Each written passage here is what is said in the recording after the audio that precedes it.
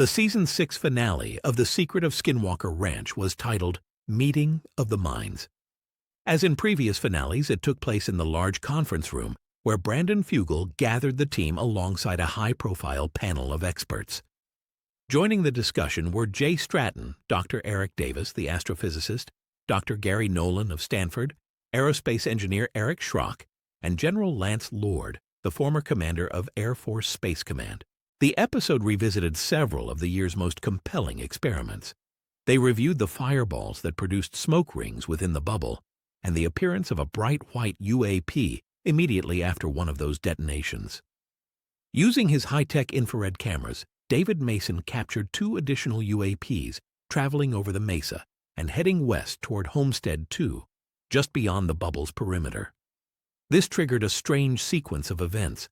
A heat and cold signature swept across the mesa, and Sam DeRiso's multi-physics boxes detected an even stranger anomaly. The unit positioned at Homestead 2 appeared to travel nearly 20 miles to the north, despite never physically moving. Clear evidence of GPS distortion. In Segment 2, the focus shifted fully to the bubble.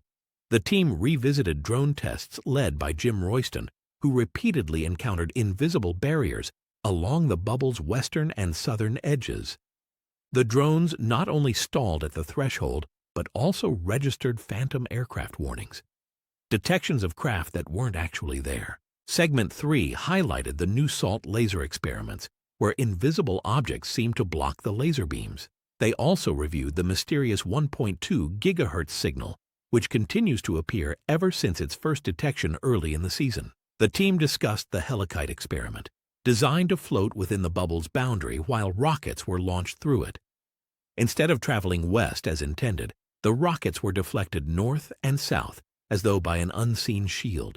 They also mentioned the new line of sensor posts installed every 42.5 meters around portions of the bubble's perimeter, before pivoting to the ground-penetrating radar data that continues to point toward underground tunnels and the enigmatic object inside the mesa. Segment 4 brought the discussion to one of the year's most astonishing discoveries, the recovery of ceramic fragments from the mesa.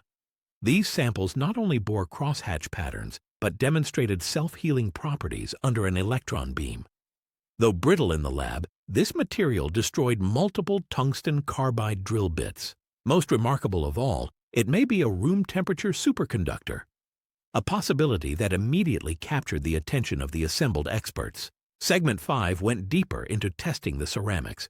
When immersed in liquid nitrogen, the samples resisted cooling for several minutes, displaying unusually high heat capacity. Once cold enough, the ceramic exhibited the Meissner effect, repelling a magnet placed beneath it. This strongly suggested superconductivity. Eric Schrock noted that, if verified, such a material could unlock new paradigms in energy and propulsion. Archaeologist Chris Roberts confirmed that no similar ceramics have been found anywhere else in the Uinta Basin.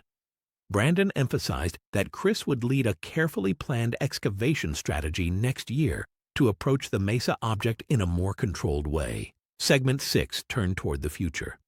Brandon announced a partnership with SEOPS and SpaceX to launch a dedicated Skinwalker Ranch satellite aboard a Falcon 9 rocket.